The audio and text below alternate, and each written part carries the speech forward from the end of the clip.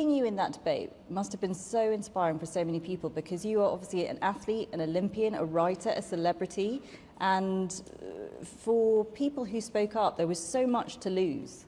There was so much to lose. So what drove you and what gave you the courage to do that? So for me, I was competing during the East German era, which was allowed to happen for 20 years. And these poor young East Germans were filled full of testosterone so that they could win medals for their country. And there was no thought to what that would do to them.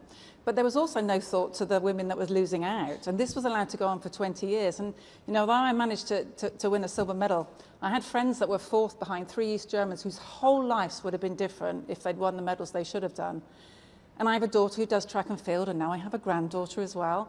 And I just thought, I cannot stand by and watch another generation of young girls have things stolen away from them that they deserve to have. In the world of sport, women get 5% of the sponsorship dollar. 95% of the money in sport goes to men. And then we were told, 10 years ago, we were no longer allowed to have a level playing field and fair sport. And I thought, I'm lucky enough to have paid most of my bills, not all of my mortgage, like most of us. But I just cannot stand by and watch this happen again. And yeah, it was a big hit. Life is still really difficult. Cancel culture is extremely real. But I felt that women deserve to have their fair sport. And what I wanted to do was to bring the debate out. And we couldn't. In the early days, we literally could not even get the debate. We couldn't get the science and the facts. We weren't even allowed to tell the truth. It's still difficult today. But it's a lot better than it was, and we are gradually, winning the battle in sport.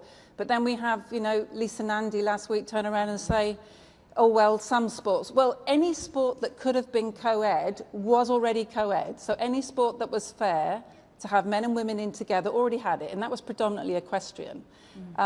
So there is no level playing field if you allow any biological male into a women's sport whatsoever. And what we've found...